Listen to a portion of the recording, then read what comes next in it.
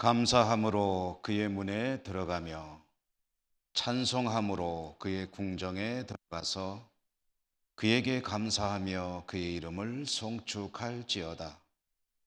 여호와는 선하시니 그의 인자하심이 영원하고 그의 성실하심이 대대에 이르리로다. 아멘.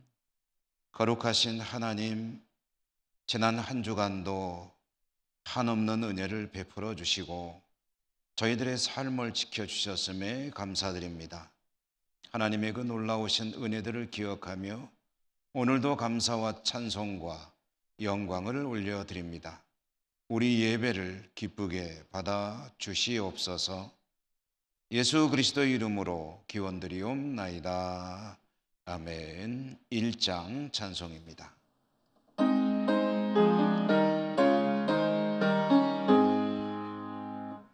만복의 근원 하나님, 온 백성 찬송 드리고 저 천사여 찬송하세. 찬송 성부 성자 성령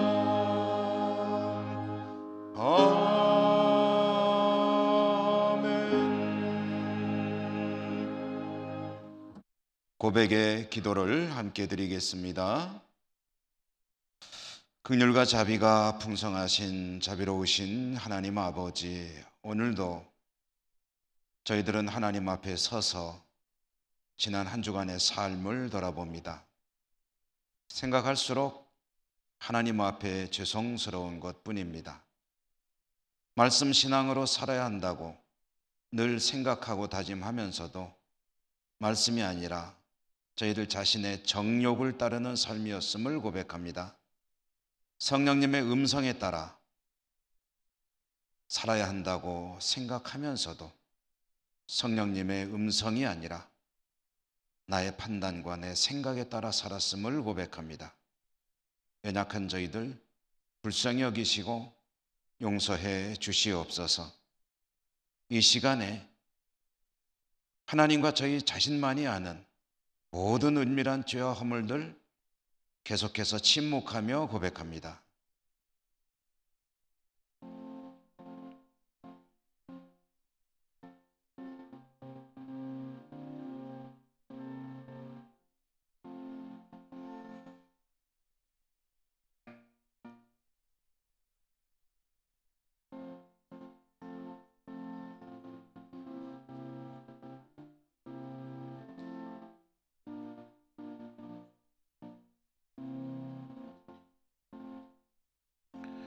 하나님의 사죄의 말씀입니다.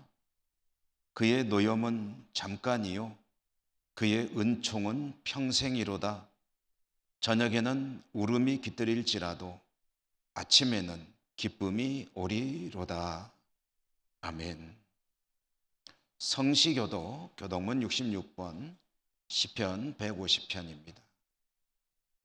할렐루야. 그의 성소에서 하나님을 찬양하며 그의 능하신 행동을 찬양하며 나팔 소리로 찬양하며 소고치며 춤추어 찬양하며 큰 소리 나는 재금으로 찬양하며 호흡이 있는 자마다 여호와를 찬양할지어다. 할렐루야. 아멘. 사도신경 신앙 고백합니다.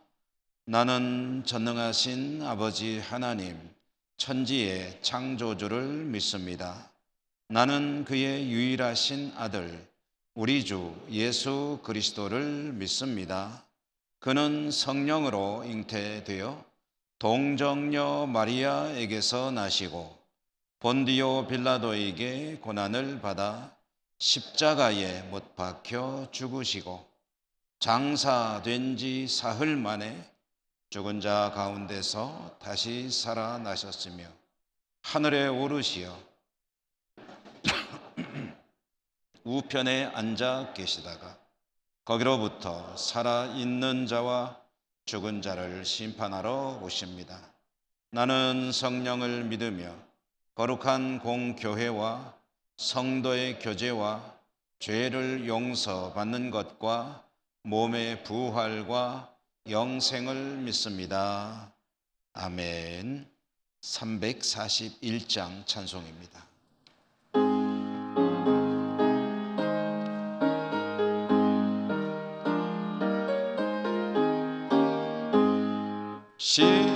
십자가를 내가 지고 주를 따라갑니다. 이제부터 예수로만 나의 보배 삼겠네. 세상에서 부귀 영화 모두 잃어버려도 주의 평안 내가 받고 영생 복을 받겠네. 주도 곤욕 당했으니 나도 곤욕 당하리. 세상 사람 감사하라. 예수 진실합니다. 예수 나를 사랑하사 빛난 얼굴 보이며 원수들이 미워해도 염려할 것 없겠네.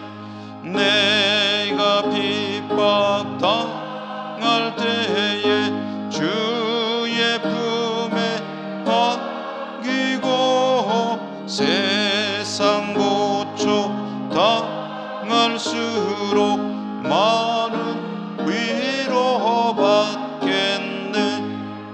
주가 주신 기쁨의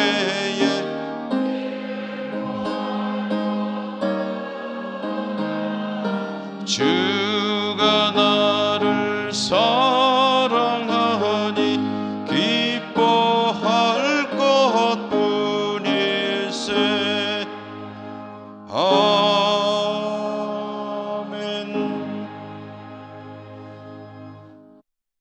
이용하 장로님 기도 인도하시겠습니다.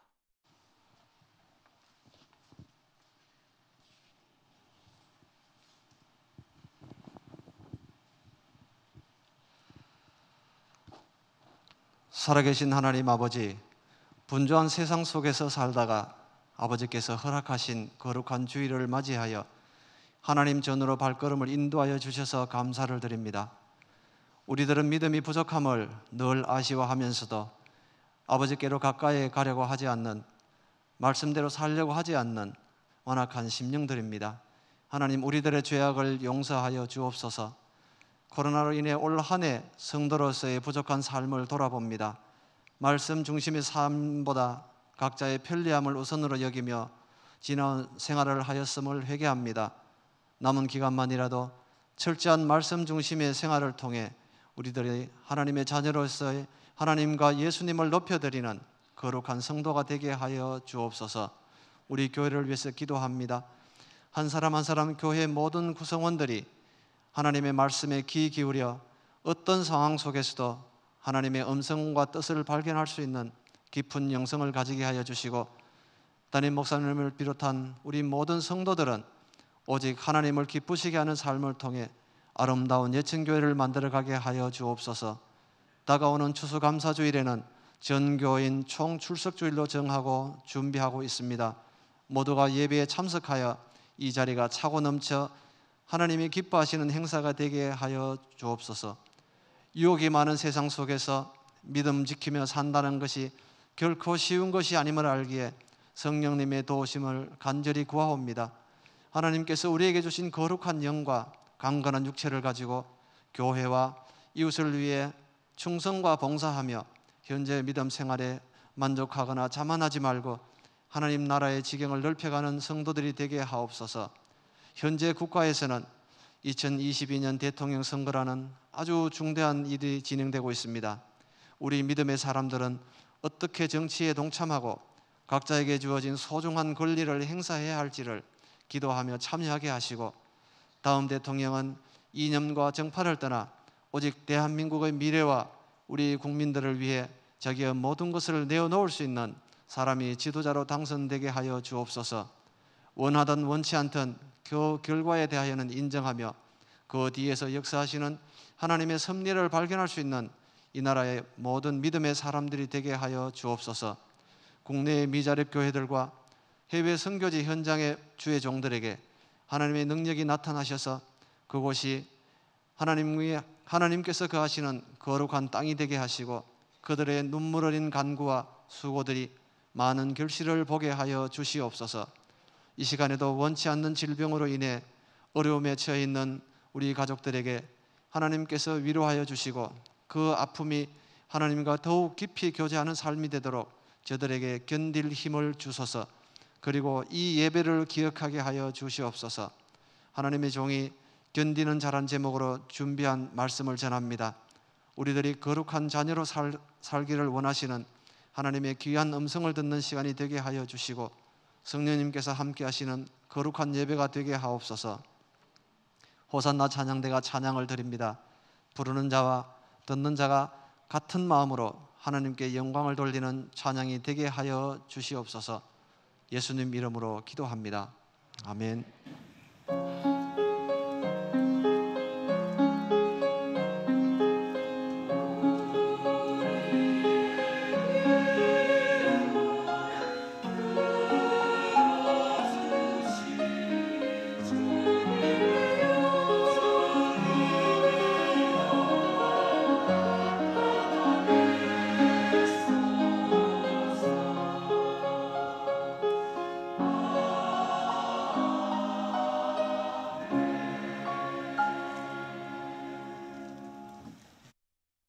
오늘 하나님께서 주시는 말씀 봉독하겠습니다.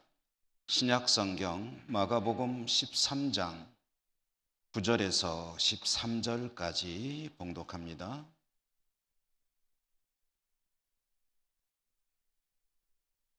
너희는 스스로 조심하라. 사람들이 너희를 공회에 넘겨주겠고 너희를 회당에서 매질하겠으며 나로 말미암아 너희가 권력자들과 임금들 앞에 서리니 이는 그들에게 증거가 되려 함이라. 또 복음이 먼저 만국에 전파되어야 할 것이니라. 사람들이 너희를 끌어다가 넘겨줄 때에 무슨 말을 할까 미리 염려하지 말고 무엇이든지 그때에 너희에게 주시는 그 말을 하라. 말하는 이는 너희가 아니요 성령이시니라.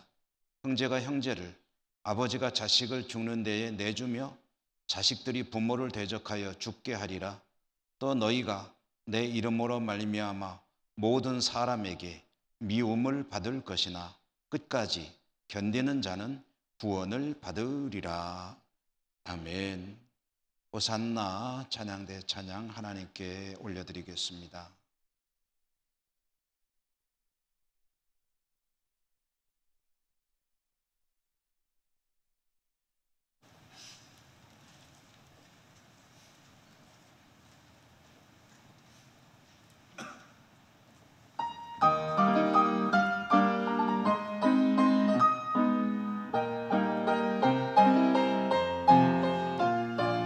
갈 길이 보이지 않더라.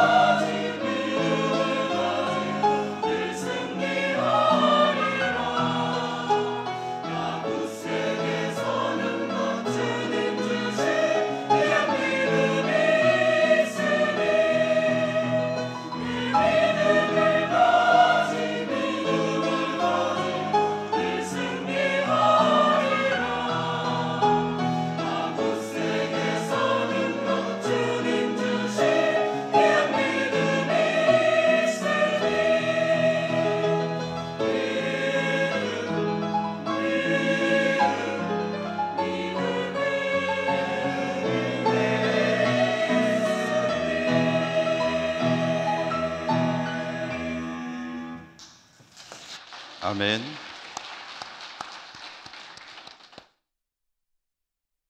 오늘도 하나님을 예배하는 자리에 나오신 우리 성도님들을 진심으로 축복하고 또 환영합니다. 은혜가 풍성한 복된 예배 되시기 바랍니다. 오늘 견디는 자라는 제목으로 말씀을 전해드립니다.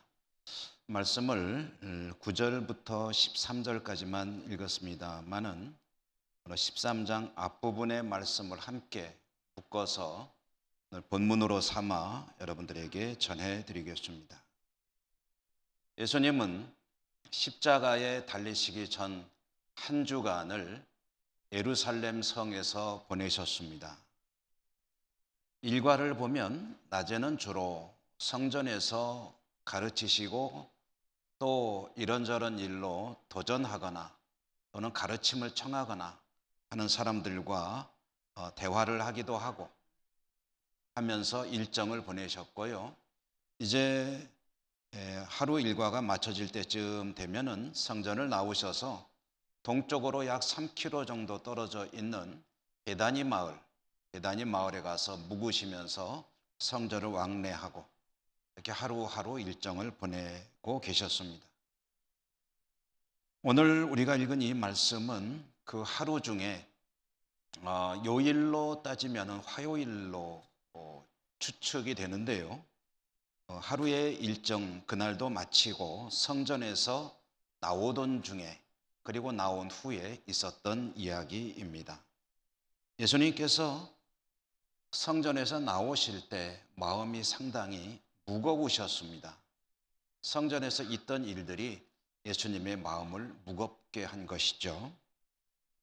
제자들은 그렇게 무거워 보이는 예수님의 표정을 통해서 그 마음을 알아챘고 예수님의 기분을 좀 전환해드리고 싶었던 것 같습니다. 제자들이 예수님에게 이렇게 말을 건넸는데요. 선생님, 저 성전 좀 보십시오. 얼마나 멋지고 웅장한 건물입니까? 기가 막히죠. 저 돌들 좀 보십시오. 이렇게 성전을 칭송하는 그런 이야기를 꺼냈는데요. 사실 성전은 대단히 아름다운 건축물이었습니다. 아마 세계 건축 역사에 남을 만큼 웅장하고 잘 지어진 화려한 건축물이었고요. 돌들의 규모도 엄청났거니와 또 금으로 화려하게 장식된 성전의 건물, 마침 하루의 일과를 마치고 나올 때쯤이면 석양이 아마 성전을 비스듬히 비추는 그런 시기였겠죠. 그때의 성전의 모습은 그야말로 환상적인 그런 광경을 연출하고 있었을 것입니다. 제자들은 성전을 황홀한 눈빛으로 바라보면서 선생님, 저 성전 건물 얼마나 멋집니까? 라고 말하면서 예수님의 좀 기분을 바꿔드리고 싶었던 것 같은데요. 예수님은 제자들의 그런 말을 듣고 그런 분위기에 더더욱 찬물을 끼어 얻는 듯한 그런 대답을 하셨습니다. 예수님께서 뭐라고 하셨냐면, 지금 너희들이 보기에 저 성전 건물이 대단해 보일지 모르겠으나 그러나 때가 되면 저 성전이 무너져 내릴 터인데 저 돌 위에 돌 하나도 얹어져 있지 않게끔 완전히 무너져 내릴 것이다 라고 대답을 하신 겁니다. 제자들은 예수님의 말씀을 듣고 놀랐습니다. 기가 막혔습니다. 저 하나님의 집인 성전이 무너진다니요? 그렇게 처참하게 파괴된다니요? 그 말을 믿기도 어렵거니와 혹시 그런 일이 벌어진다면 그건 그야말로 비극 아닙니까? 제자들은 입을 꾹 다물고 조용히 묵묵히 예수님의 뒤를 따르게 되었겠죠. 예수님은 성전을 나오셔서 베다니 마을로 바로 가지 않으시고 성전 맞은편, 그러니까 성전을 나와서 계곡을 지나 다시 오르게 되는 그 성전산 맞은편에 있는 감람산으로 오르셨습니다. 감람산에 오르면 자연스럽게 성전의 맞은편이기 때문에 앉으면 성전이 이제 훤히 들여다 보이죠. 그렇게 감람산에 올라 앉으신 예수님, 베드로와 야고보와 요한 그리고 안드레 이 네 제자들과 대화를 하게 되는데요. 네 사람의 제자가 그렇게 감람산에 앉으신 예수님에게 또 조용히 이야기를 건넸습니다. 질문을 한 것이죠. 선생님, 성전이 무너진다고 하셨는데요. 만약에 그런 일이 일어난다면 그럼 뭔가 조짐이 있을 것 같은데 어떤 징조들이 있게 될까요? 어떤 징조들이 있으면 그런 성전이 무너지는 처참한 일이 발생한다고 알 수 있을까요? 하고 질문을 던졌습니다. 예수님은 그 질문에 아주 대답을 잘 해주셨습니다. 징조들에 대해서 쭉 말씀을 해주셨는데요. 그 징조들을 정리해 본다면 첫째로는 가짜 메시아들이 많이 나타날 것이다. 가짜 그리스도들이 여기저기서 내가 메시아다, 내가 그리스도다 하면서 등장하게 될 것이다. 이게 징조라는 거죠.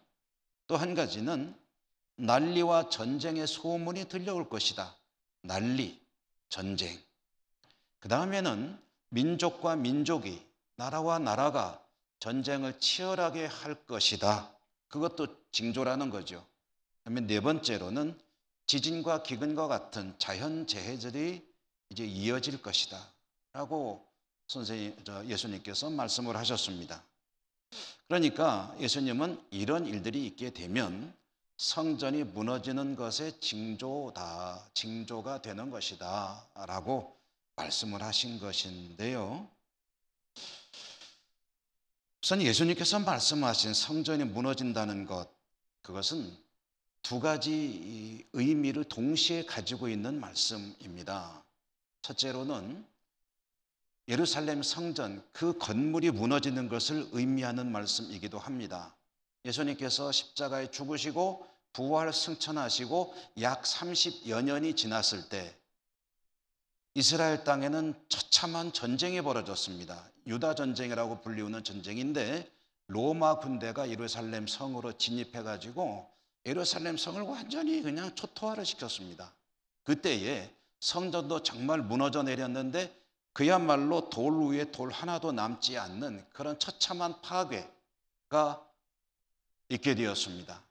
예수님께서 성전이 무너진다고 한 것은 그 사건을 미리 예고한 것으로 볼 수가 있고요. 그게 한 가지 의미이고 또 한 가지 의미는 뭐냐면 그런 역사 속의 사건이 아니라 역사의 마지막 종말의 때에 주님이 재림하시고 이 땅에 심판이 이루어질 그때에 이 땅에 벌어질 상황을 성전이 무너지는 것으로 상징해서 말씀하신 것입니다. 성전이 무너져 내리는 것은 곧 이 땅에 종말이 왔다는 것을 의미한다라는 그런 말씀이었죠. 이 중에서 우리의 관심을 끄는 것은 지나간 사건은 역사적인 사건이니까 그렇다 치고 마지막 종말의 때에 관한 말씀은 우리의 관심을 끌지 않을 수가 없습니다. 진지하게 예수님을 믿고 살아가는 믿음으로 사는 성도들에게 종말의 때라는 것은 어찌 보면 신앙의 결론이고 신앙의 궁극이라고 할 수가 있을 것입니다. 그때가 되면 주님이 다시 오시고 그리고 심판이 있을 것이며 이 땅에는 어마어마한 환난도 있게 될 것이며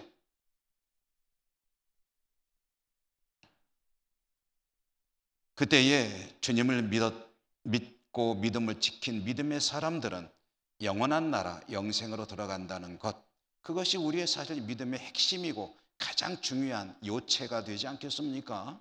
그러므로 마지막 때에 관한 말씀은 언제나 항상 성도들에게는 대단히 중요한 관심사가 되어 왔죠.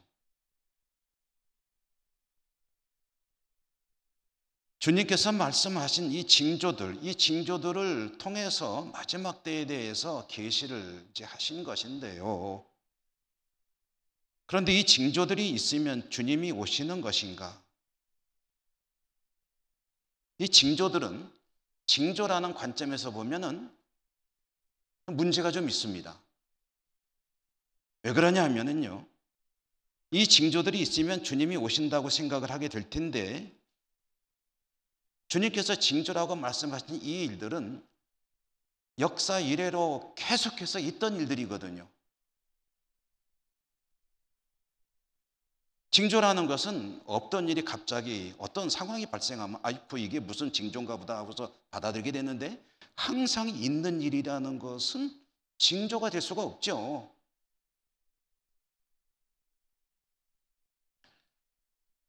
여러분, 가짜 그리스도가 그동안에 얼마나 많았습니까? 가짜 그리스도가 있으면 주님이 오신다? 그런데 가짜 그리스도는 계속 있어 왔거든요. 지금도 많이 있습니다. 아마 찾아서 세보면은 혹시 저에게 그런 권한을 누군가 주신다면, 능력도 주시고, 그래서 세계의 산재에 있는 가짜 그리스도를 다 붙잡아 드려라 해가지고 잡아다가 세보면은 수천 명, 수만 명 될 거예요. 아마. 가짜 그리스도는 예수님 시대로부터 지금까지 계속해서 존재하고 있습니다. 그러니 도대체 이 사실을 어떻게 징조로 삼을 수가 있겠느냐? 그리고 나라와 나라 간에, 민족과 민족 간의 전쟁은 역시 역사의 흐름을 통해서 수없이 수천 수만 번의 전쟁이 있어 왔고요. 지진과 기근과 자연재해도 마찬가지입니다. 지금도 자연재해는 지구촌 어디에서든지 일어나고 있습니다. 화산도 폭발하고 있고요. 쓰나미도 있게 되고요. 또 기근도 있게 되고요. 그러니 이런 일들은 징조라는 관점에서 보면은 과연 그것을 징조로 받아들여도 될 것인가? 라는 그런 의문을 제기하게 되기 때문에, 그러면 주님께서 말씀을 잘못하신 것인가? 실수하신 것인가? 그럴 리는 없잖아요. 그러므로 우리는 이 말씀을 새롭게 읽어야 되는데요. 주님께서 징조에 대해서 주신 이 말씀은 종말의 때, 종말의 시기, 이런 일이 있으면 내가 곧 온다라는 종말에 대해서 가까웠다는 것을 예고하는 시기에 관한 말씀은 아니라는 것을 알 수가 있습니다. 그러므로 지진이 일어나면 아이쿠 이제 곧 주님 오실 때가 됐나 보다, 그걸 이용하는 사람들도 있죠. 이 시기에 관한 말씀은 아니에요. 그럴 수가 없어요. 그렇게 써먹을 수 있는 징조가 아니라는 말씀입니다. 그러면 이 이야기들이 징조로서 가지는 의미는 뭐냐? 이것은 시기에 관한 징조가 아니라 이런 일들이 있게 되면은 그것을 통해서 마지막 때의 모습이 어떤 것인지를 생각하고 자신의 신앙을 돌아보는 계기로 삼으라는 의미에서의 징조입니다. 자연재해가 있고 지진이 있고 기근이 있고 전쟁이 일어나고 처참한 상황들이 벌어질 때마다 마지막 때의 모습은 이것보다 더 처참할 것일 텐데, 더 무서울 텐데, 더 무시무시한 상황들이 전개될 수 있을 터인데, 그렇다면 그런 징조들을 보면서 마지막 때가 반드시 있을 것임을 예상하면서 자신의 신앙을 돌아보고 신앙에 더 매진하는 그런 계기로 삼으라 라는 주님의 말씀으로 받아들이는 것이 옳다는 것이죠. 성경은 주님의 재림의 때와 시기에 관해서는 관심을 두지 말라고 말씀하지 않습니까? 그러니 때와 시기에 관한 징조로서 이 말씀을 주지 않았다는 것이 사실은 성경 전체의 흐름에도 맞는 이야기입니다. 언제 오실지에 대해서는 신경 쓰지 마라. 주님은 갑자기 오실 수도 있고 생각하지 않은 때에 오실 수도 있고 언제 오실지 아무도 모른다. 하늘에 계신 아버지만이 아신다 라고 말씀하지 않으셨습니까? 그러므로 성도는 주님의 재림 종말의 때에 관한 그런 시기적인 것에 대한 호기심은 끊고 이제는 무엇에 관심을 둬야 되느냐? 다시 오실 주님이 언제 오시든지 어서 오십시오 주님 하고 맞이할 준비를, 항상 맞이할 수 있는 준비를 하면서 살아가는 그런 삶이 필요한 것이고, 사실 여러분 그런 신앙과 삶을 뭐라고 표현하냐면 종말론적인 삶이란 바로 그런 것을 의미하는 겁니다. 성도에게 요구되는 종말론적인 신앙, 종말론적인 삶, 그것은 언제 오시려나에 관심을 두는 것이 아니라 언제든지 오시면은 맞이할 준비를 하고 사는 것, 그게 종말론적인 신앙입니다. 자, 오늘 제가 13장의 말씀 13절까지 읽었지만 앞부분의 말씀은 좀 길기 때문에 안 읽었는데요, 앞에 나오는 내용이 징조에 관한 말씀이라고 한다면 뒤에 나오는 말씀은 고난에 관한 그런 이야기입니다. 징조에 관한 이야기에 이어서 주님은 고난에 관한 이야기도 들려주셨습니다. 오늘 우리가 받은 말씀이 고난 이야기입니다. 내용은 그런 것입니다. 제자들은 앞으로 권력자들에게 끌려가서 고초를 겪을 것이다. 그들에게 재판도 받을 것이다. 그리고 성도들이 살아가는 삶의 현장은 정말 여러 가지 말할 수 없는 시련을 겪을 터인데 가장 가슴 아픈 일은 가정이 해체되는 일까지도 일어날 것이다.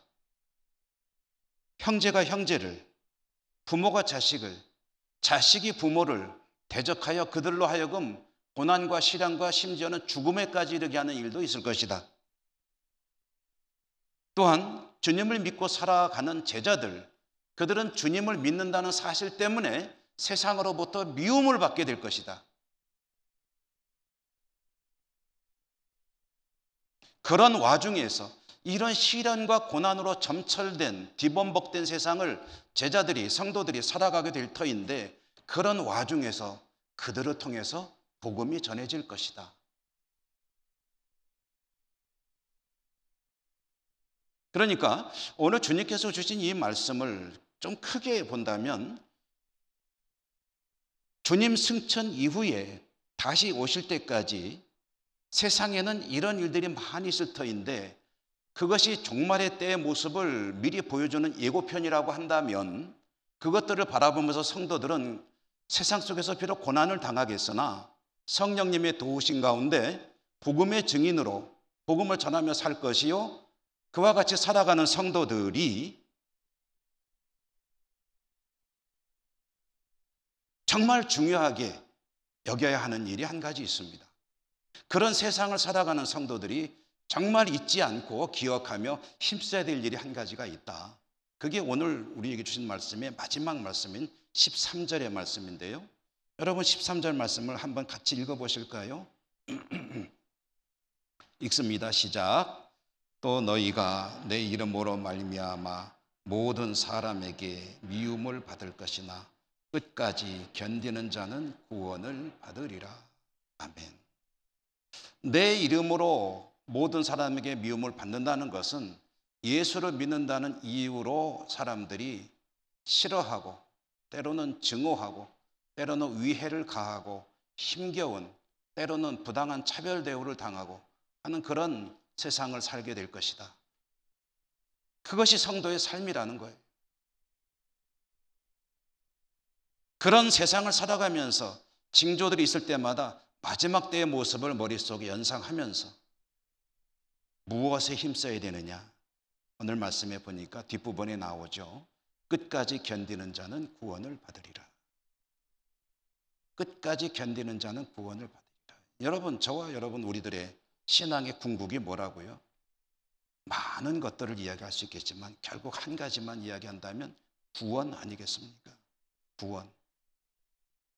멸망할 수밖에 없는, 멸망당할 수밖에 없는 죄인이지만 주님의 십자가의 은총으로 죄 사함 받아 하나님과 함께 영원한 세계, 영생의 세계를 살아가는 그 세계로 들어가는 것, 그게 구원 아닙니까? 그 구원을 이루기 위해서 이 쉽지 않은 세상을 살아가는 성도들은 뭘 해야 된다고요? 끝까지 견뎌야 한다. 끝까지 견디는 자가 되어야 한다. 이 끝까지라는 말도요, 두 가지 의미를 가지고 있습니다. 이 끝까지라는 말의 첫 번째 의미는 마지막 종말의 때까지, 마지막 그때까지, 역사가 끝나는 그 시간까지, 주님이 다시 오시고 하나님의 나라가 이루어지는 그때까지 믿음을 지키며 견뎌야 한다는 의미도 있고요. 또 한 가지 끝까지는 개인에게 국한시켜 본다면 개인의 종말의 이야기도 될 수 있습니다. 나의 삶은 언젠가 끝나게 됩니다. 근데 그때까지 역사의 종말, 곧 주님이 다시 오시지 않았다면 내 삶으로 종말이 나에게는 오는 것인데, 그런데 그 종말의 때까지 믿음을 지켜야 한다. 곧 사는 동안에 믿음을 잘 지켜야 한다. 그런 사람이 구원을 받으리라 라는 이야기거든요.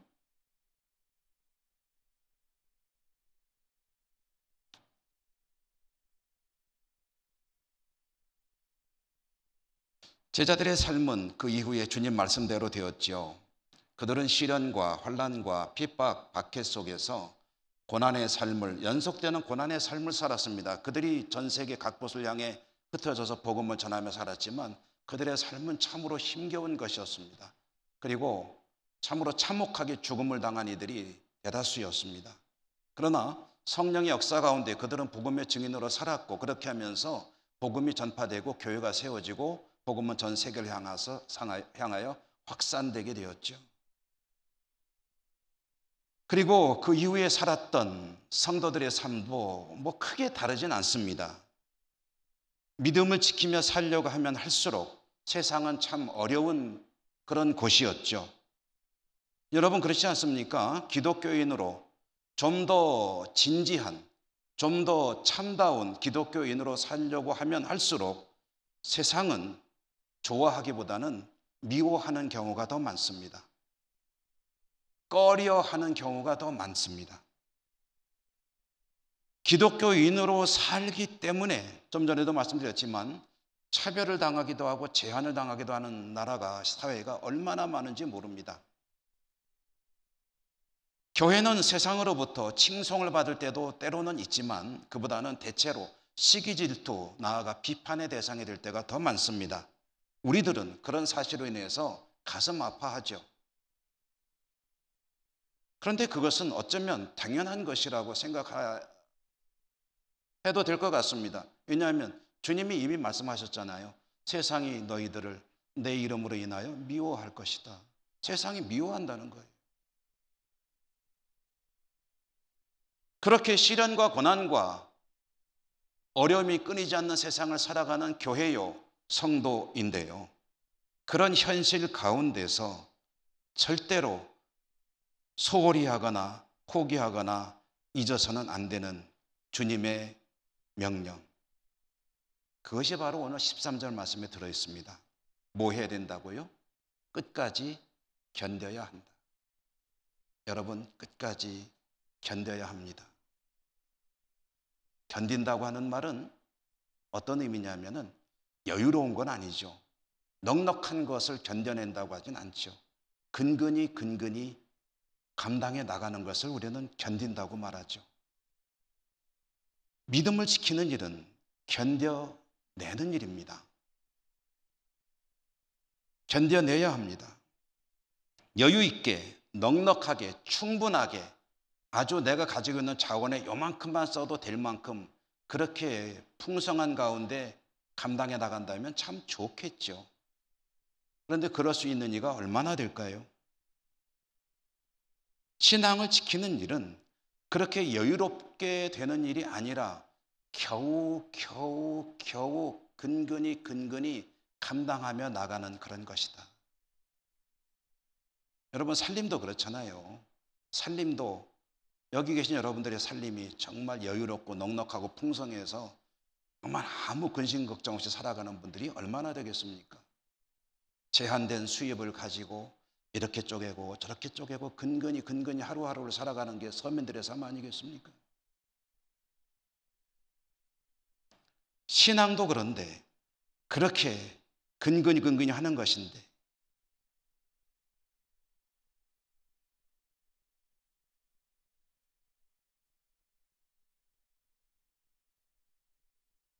그런데 그렇게 근근히 견뎌야 하는 신앙생활에서 끝까지 견뎌낼 때에 그때 그에게 구원이 주어지는 것이다.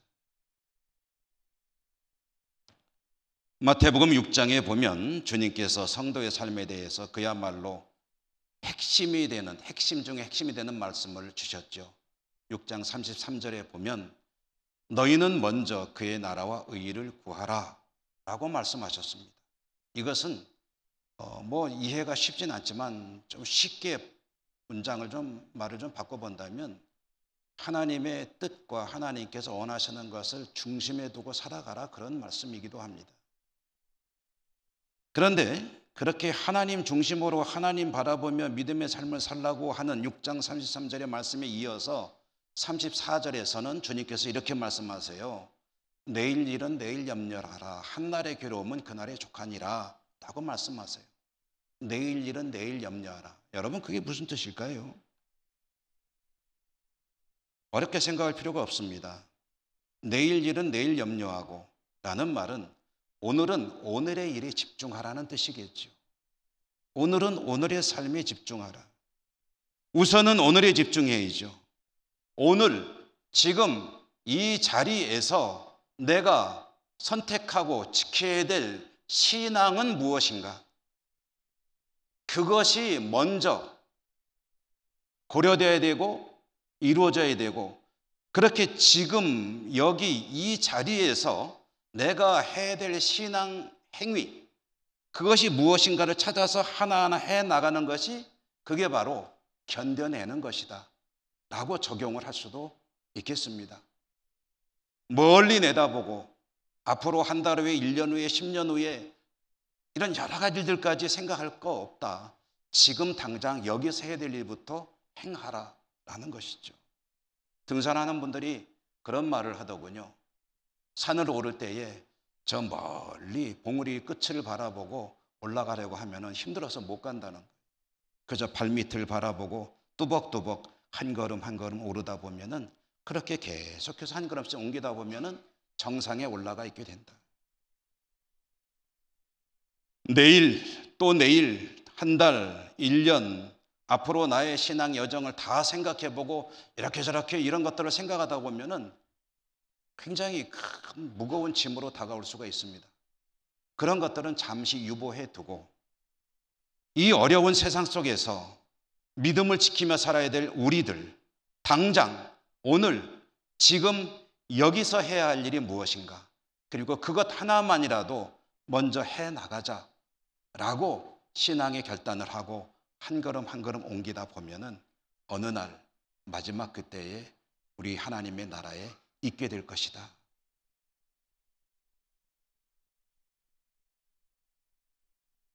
코로나로 힘겨운 세상이지만 여러분, 따지고 보면 언제 세상이 쉬웠던 적이 있습니까? 사는 것이 녹록하고 아주 용이하고 그저 대충 살아도 충분한 그런 때가 있었습니까? 언제나 세상은 힘든 그런 곳이었습니다. 믿음을 지키며 사는 것은 더욱 힘들 때가 많았죠. 우리는 그렇게 살아왔고 앞으로도 그렇게 살아갈 것입니다. 그런 쉽지 않은 세상 속에서 너무 많은 것들을 생각하면서 미리 지쳐버리지 말고 지금 내가 여기서 무엇을 할까라는 것에 집중하며 그저 그런 것들을 하나하나 감당해 나가다 보면 우리의 신앙생활은 이루어져 가는 것이다 라는 주님의 말씀입니다. 코로나 시국을 사는 저와 여러분, 우리들이 그와 같이 뚜벅뚜벅 믿음을 지키며 우리의 삶을 견뎌내며 살아가는 일을 위해서 가장 급한 일, 중요한 일은 무엇일 것 같습니까?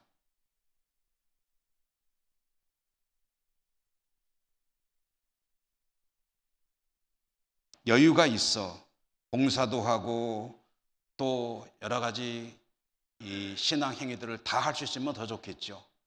그러나 그런 모든 것들 가운데서도 가장 중심이 되는 이것만은 절대로 포기할 수 없고 양보할 수 없다고 하는 우리 신앙 행위는 무엇일까요?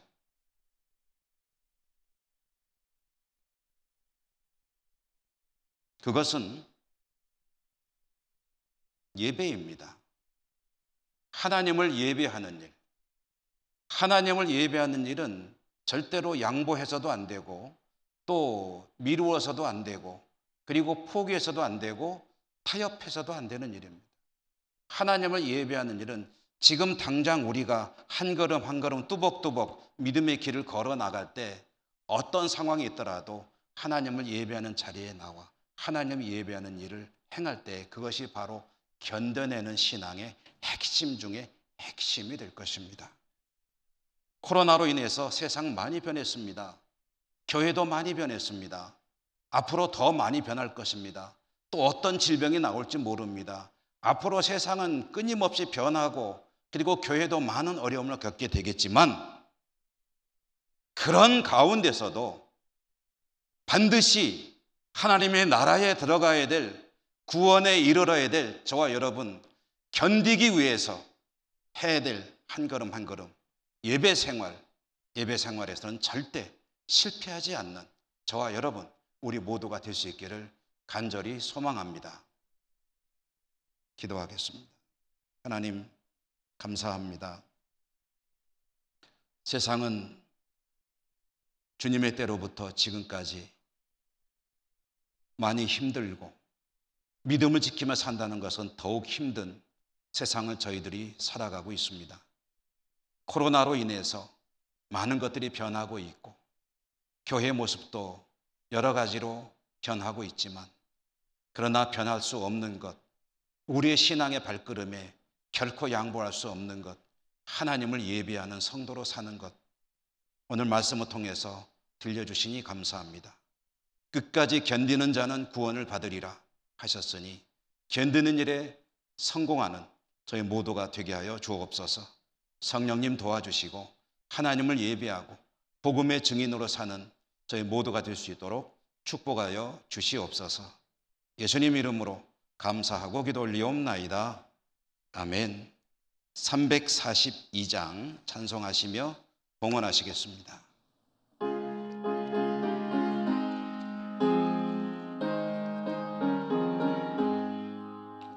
너 시험을 당해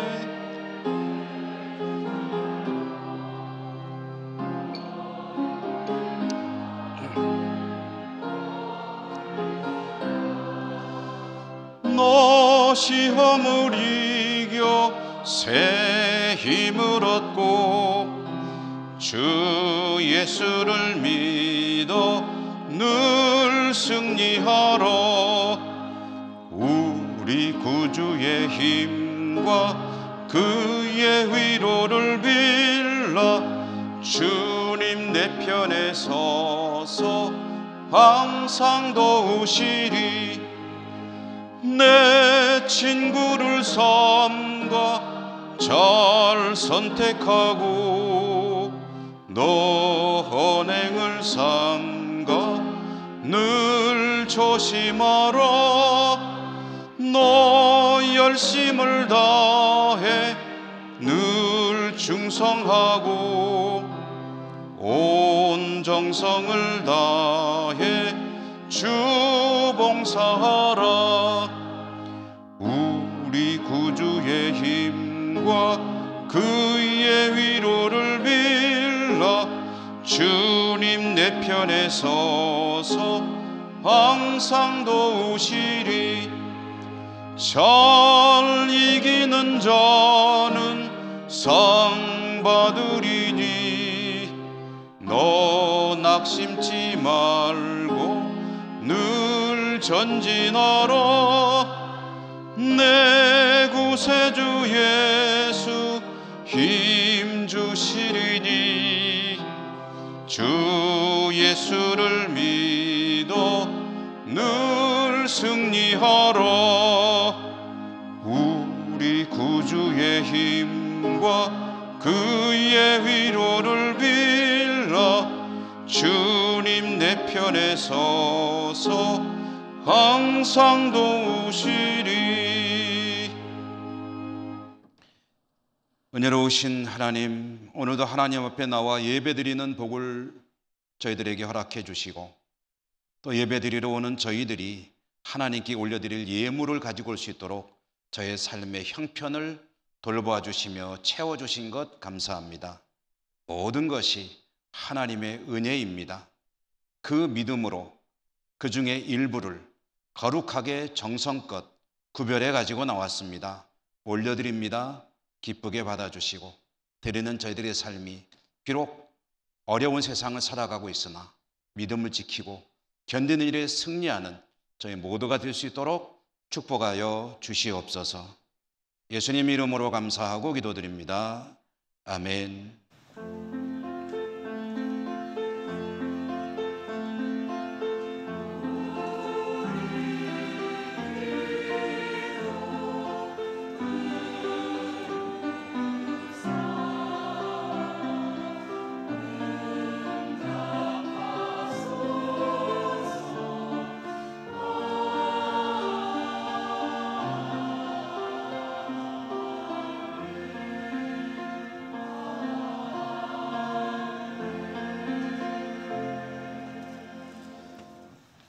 교회 소식 전해드리기 전에 오늘 2부 예배에 우리 교회 새 가족으로 등록하신 분이 계셔서 환영하고 소식을 전하겠습니다. 권종대 장로님께서 모시고 오셨는데요. 홍영표 성도님이십니다. 한번 일어나 주시면 우리가 찬양하며 축복하며 맞이하도록 하겠습니다. 저쪽에 계십니다.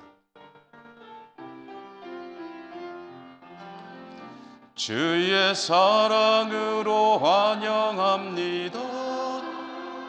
주의 사랑으로 환영합니다. 형제 안에서 주의 영광을 보내 주의 사랑으로 환영합니다.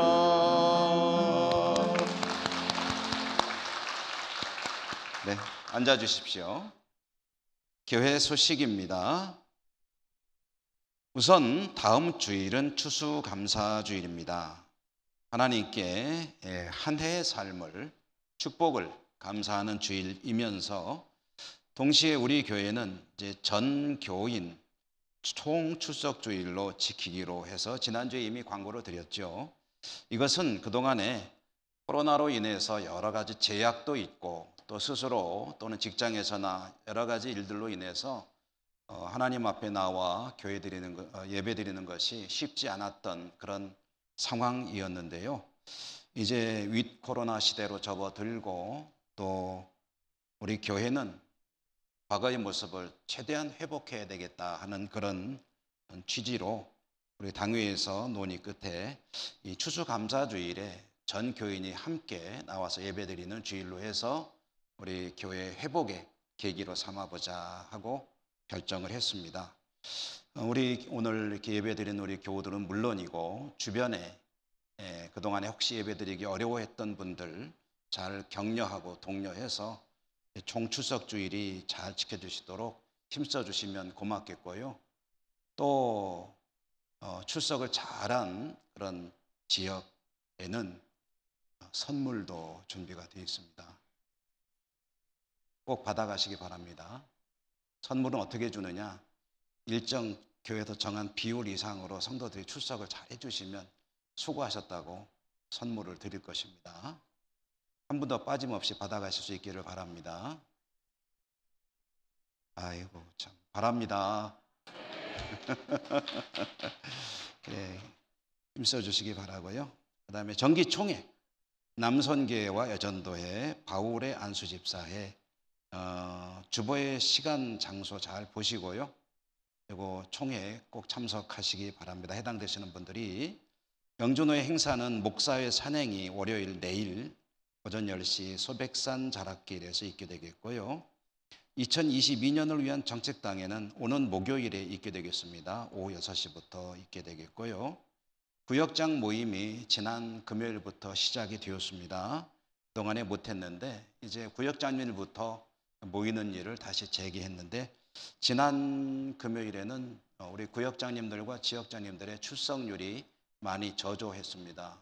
이유는 아마 그동안에 이제 중단됐었기 때문에 미리 잡아놓은 그런 스케줄도 있고 또 일들이 있어서 아마 많이 나오기 어려웠던 것으로 생각이 되는데요. 우리 지역장님과 교역장님들은 한 해 동안 하나님께 이 시간은 드린 것이라고 생각해 주시기 바랍니다.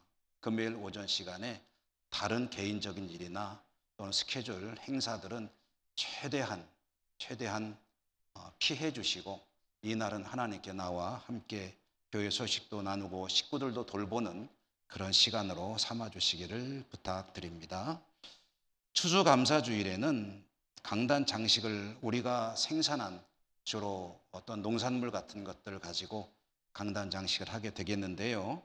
우리 성도님들이 많이 좀 참여해 주시기를 부탁드립니다. 혹시 무거워서 못 가져오겠다 하시는 분들은 교회에 연락을 주시면 교회에서 차량으로 이동할 수 있도록 하겠습니다. 많이 도와주시기 바라고요. 교회학교 교사 지원을 오늘부터 받습니다. 2022년 교회학교 교사로 수고하실 분들 많이 지원해 주시기 바라고 또 찬양대도 많이 인원이 필요합니다. 그래서 할렐루야 찬양대, 호산나 찬양대도 또 뜻이 있는 분들이 지원해 주시면 고맙겠습니다. 대입 수능 당일 기도회는 목요일 오전 8시 40분부터 세미나실에 기도하실 분들을 위해서 장소를 준비해 놓도록 하겠습니다. 군립 대심주공 어린이집이 2022년 원화 모집하고 있습니다. 여러분 주보 보시고 많이 도와주시면 고맙겠고요. 오늘 저는 오후 3시에는 영주노회 신영주교회 항존직 은퇴 및 임직 예식의 순서를 맡아서 다녀오도록 하겠습니다. 그리고 저희 일정을 참고로 메모해 놨는데요. 화요일과 금요일에도 역시 노회 여러 가지 일로 인해서 잠시 출타하게 되겠습니다. 결혼 광고 황세범 양은 황경 장로님과 남훈환 권사님의 손녀이지요. 오는 토요일 오후 1시 안동 그랜드 호텔 1층 라스텔라 가든에서 결혼 예식을 하는다고 합니다. 축하드리고요. 황미화 권사님은 무릎을 다치셔가지고 수술하고 권병원에 입원해 계십니다. 강봉식 명의집사님 요양병원에 입원하셨고, 김순아 집사님은 이제 친정 부친이 별세하셔서 지난 주간에 장례하였습니다. 우리 곁에 계신 분들하고 인사하고 일어나겠습니다. 사랑합니다. 축복합니다.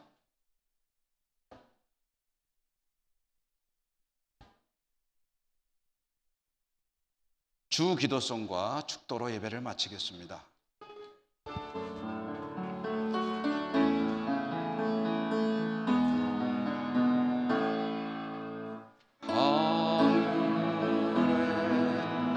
계신 아버지 이름 거룩하사 주님 나라 임하시고 뜻이 이루어지이다.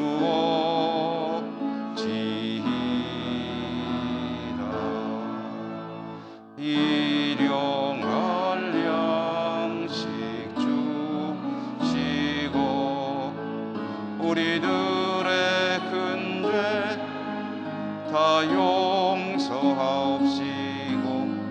또 시험에 들게 마시고 악에서 구원하소서. 대개 주의 나라 주의 권세 주의 영광 영원히